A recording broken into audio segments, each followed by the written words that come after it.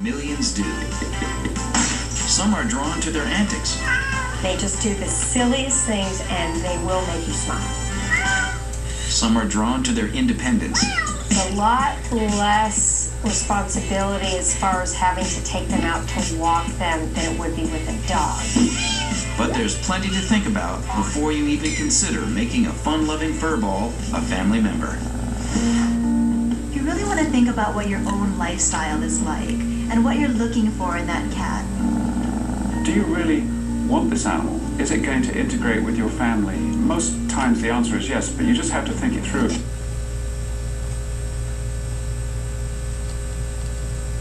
More than a playmate. We obviously want to teach the boys about responsibility and just having another member of the family to care for. Now they're counting the days until they pick out their new kitten. The kids are very, very psyched. Kittens. I want a tolerant kitten since the boys are 6 and 3. I would like a kitten to jump high. I want a mouser. I want a hunter. I want a brown kitten. The one thing the whole family agrees on is that they'll adopt their kitten from a local shelter, saving the life of one of the millions who need homes. The Cape Ann Animal Aid Shelter is nearby. The work that we do here at the shelter is really, really important. There are so many unwanted animals out there that need homes, so we didn't even think twice. Adopting through a shelter usually involves filling out an application, followed by a reference check, proof of home ownership or landlord permission, and any vet paperwork for animals already in the home. When people come in, we like to ask them a little bit about their lifestyle, see what kind of animal that they're looking for. The Sweet family is a great family. We're just very excited. Some cats can live for 20 years, making adopting a kitten a serious commitment. The Sweets are about to find out just what they're getting into. From the moment you bring your kitten home, providing environmental and behavioral enrichment is really important. So the whole laundry list of things that you will need. Lucky for the Sweet family, Cats 101 expert, veterinary behaviorist, Dr. Nicholas Dodman is here to help. Hello, good morning. First on the agenda, shopping for the essentials they'll need to prepare for their kitten's homecoming. Wow, look at this. So you're very excited, I guess. We're hoping you could tell us exactly what we need for this little kitten. First stop, litter boxes. And Dr. Dodman has a recommendation for litter box success. The formula for litter box success is your cats plus 1. So if you have 2 cats, 3 boxes, 1 cat, 2 boxes. And I know people can manage with 1, but it's not ideal for the cat. With so many choices, Dr. Dodman recommends trying 2 types. Margaret wants a covered box to control odor, and they'll also try an open one. If you find the hooded one is favored, then you can put a hood on the next one. Choosing litter can be just as confusing. I just don't know where to begin. Odor control or clumping or organic. First thing you need is scoopable. Stuff that has the texture of sand. And no, they don't like odor control. So what you want is unscented, scoopable, final course texture litter in the box to a depth of about this much. That applies for kittens and grown cats. Next is double stick tape, which makes surfaces unappealing for kitty scratching. Kittens will avoid scratching wherever you put it. Dr. Dodman also recommends scratching posts to encourage scratching in the right spots.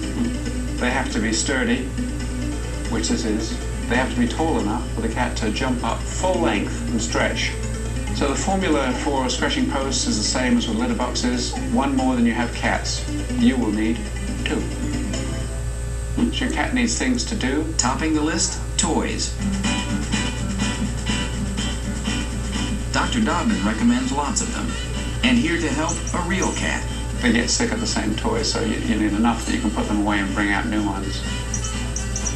Yeah, you want one for you? Last on the list, time for a cat nap. This is a nice one for a small to middle-sized cat because they can curl up in a complete circle. Can you carry this? Yeah. Armed with purchases, it's time to get to work kitty-proofing the house. First, the playroom. This will be the kitten's haven as he adjusts to his new home. The right size, it's not too big and overwhelming, but it's not too small. And I notice off here we've got a little bathroom. We can put a litter box in there. So I think it's a terrific room. We need to bring in certain bare necessities, our food bowl and our water and our scratching post, and then we need to think about dangers. The dangers are minimal. Kids' toys aren't a problem, but TV wires could be chewed, and Jay's not sure about the couch.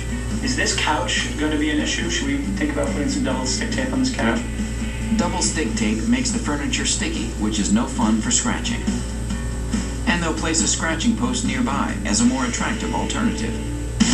In the living room, Dr. Dodman points out other problem areas. That curtain, for example, looks like would be great for shredding with little claws, so you might want to bunch that up.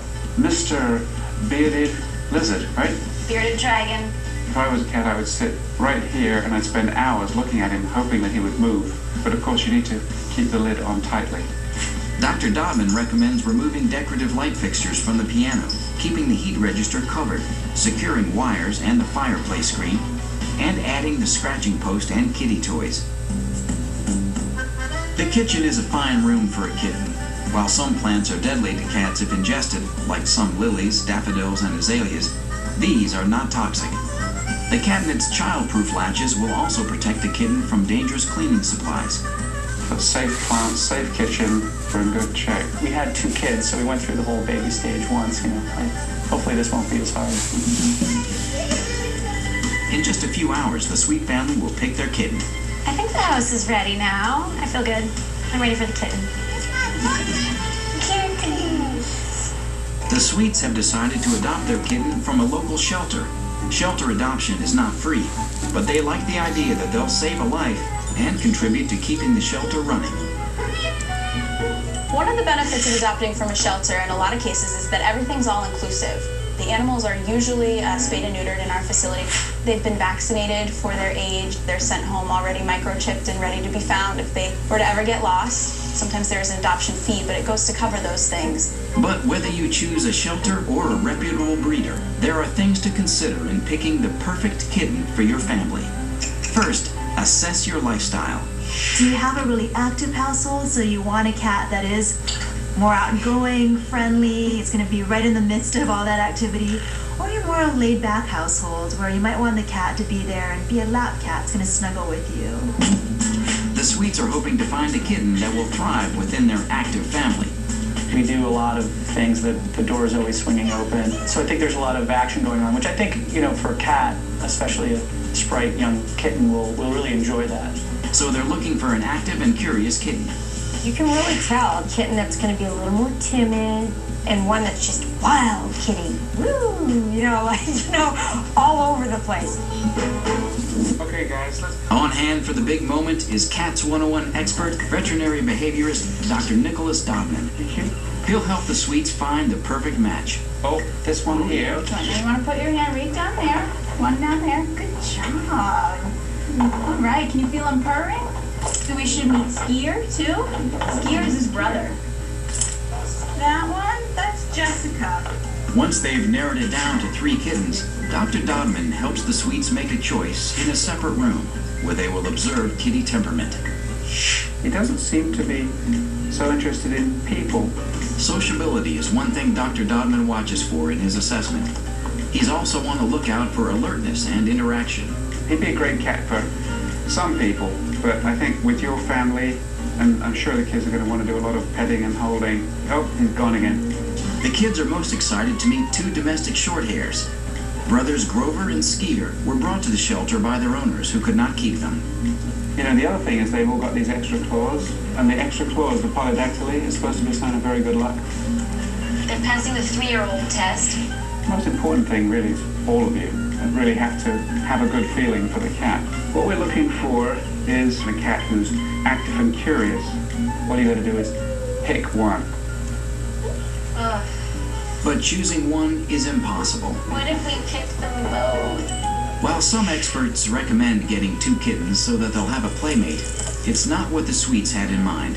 I think we're pretty smitten with these 2. Smitten with the kittens? Smitten with the kittens. And the Sweet family expands their brood by 2 brothers. I can see it happening, and I just don't think it's right. We'll drive home thinking of the one brother still at the shelter. Brother at the shelter.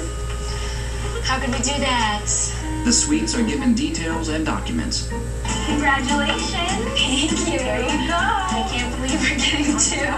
Go on in. The kittens will ride in a carrier with their old shelter blanket to comfort them as they head to their new home. Coming up as this special Kittens edition of Cats 101 continues,